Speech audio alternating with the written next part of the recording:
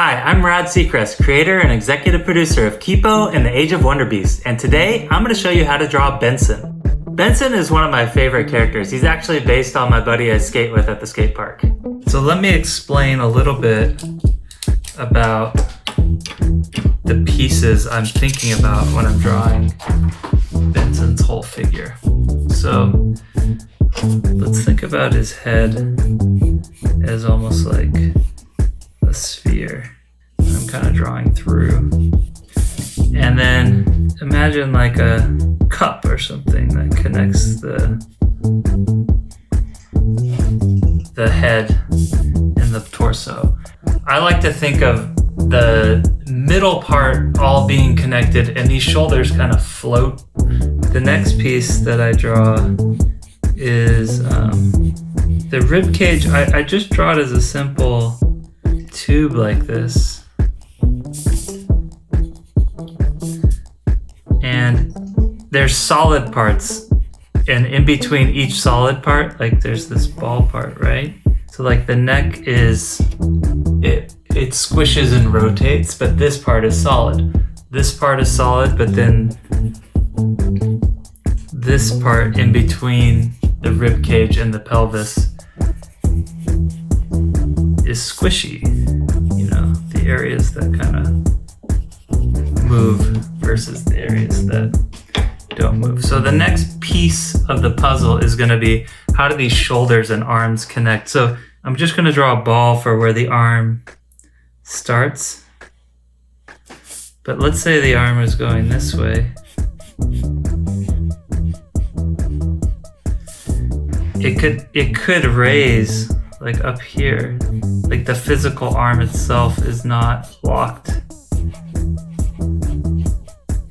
into place. It can swing your shoulder, like my shoulder can go up independent. The rib cage can stay totally, it could go forward and backwards. So those pieces, it's like a piece of more squishy stuff. So let's put that in blue, because that area, that's all squishy stuff that's able to move.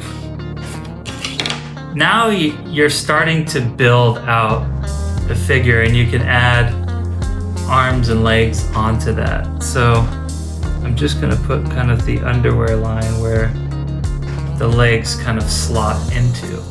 And it can be really helpful to think about a skeleton anatomy, because every bone has a little bit of kind of flow to it. So if I think about where the leg starts, and even where the arm starts, it has a little bit of S-curve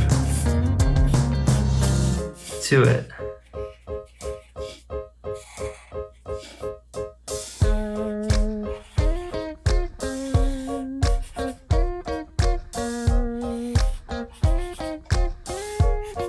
The end of the cylinder of this part, you can see that cylinder on camera. That's how you get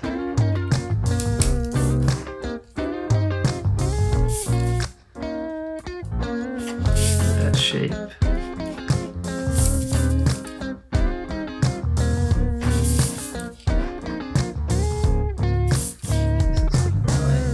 The next piece is, think about those shapes, but it's got that gesture to it. And same thing with the leg. I think of this kind of the two pieces, like this side's a little bit more into the knee, and same thing.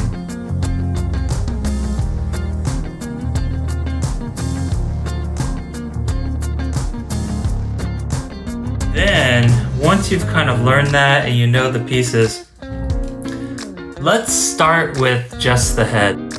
If you notice my hand, I tend to rock back and forth like that, and that's how I get that kind of sharp, angular style, compared to making like a swooshy line like that,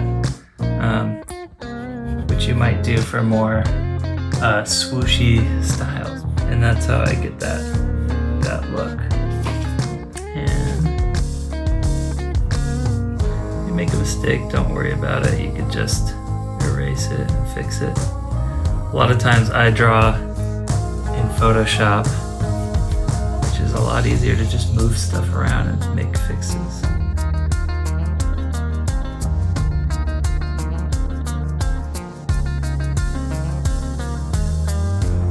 The hat, I just try to get that little overlap there.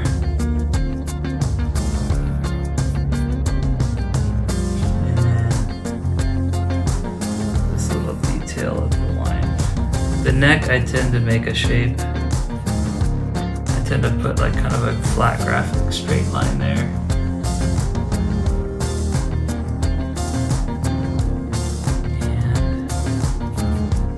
And now, once you got your drawing and you kind of like it, then you can go ahead and ink it.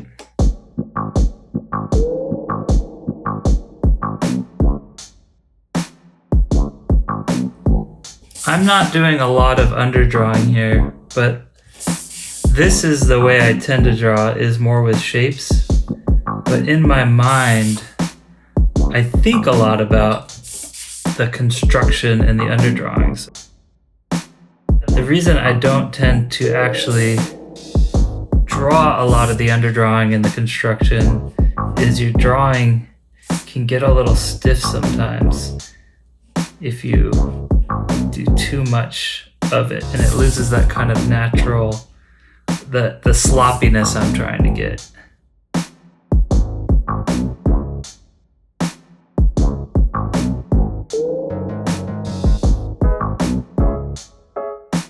The more derpy, the better for this cat.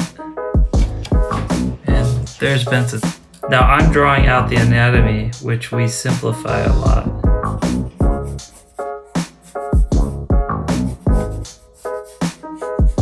I tend to make pretty sloppy shapes because I think sometimes it helps me find cool, like happy accidents. From here, let's see. You know, different design styles are gonna have different rules. My rules are, I'm trying to have big shapes, medium shapes, and small shapes. I'm trying not to ever repeat shapes over and over. I'm trying to have, I don't ever want parallel lines. Instead, I want lines that are slightly angled all the time. And I mean, there are exceptions to that rule, and I'm also trying to have rhythms like this that kind of flow back and forth like you saw earlier, and straights versus curved, and then also complicated side plus more simplified side. So like this side's more complicated, that side's more straight.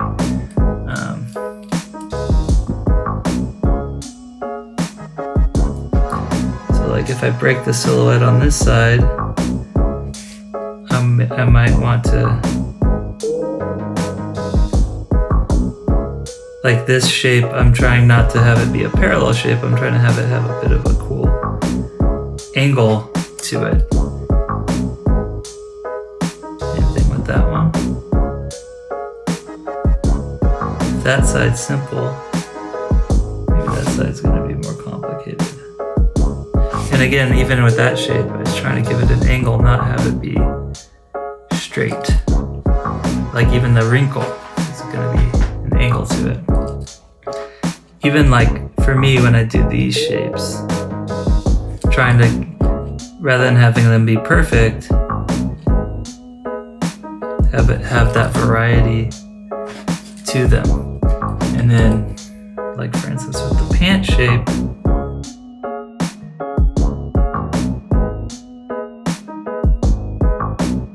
so like you can see I'm kind of doing a back and forth feeling to give it like a cool sloppy, and I'm also trying to get a sense of perspective on the ground. That's why one foot is up further.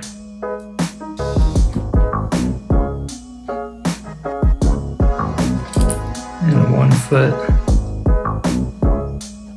is farther back there. So I might simplify that into one shape, and then that one has variety to it. Like that. And then I forgot he's got his kind of shape like that, and signature cat sweatshirt, and you might be able to see a little bit of his backpack coming out the back. And that's how I think when I draw. There we go. Skyscraper Ridge. King of Pop? No, old school hip hop. Wait, I've got the perfect song. See, this right here is why you need experienced guys, okay? Thanks for watching, and I hope you had fun and learned something new. Keep watching Kipo and the Age of Wonder Beasts on Netflix.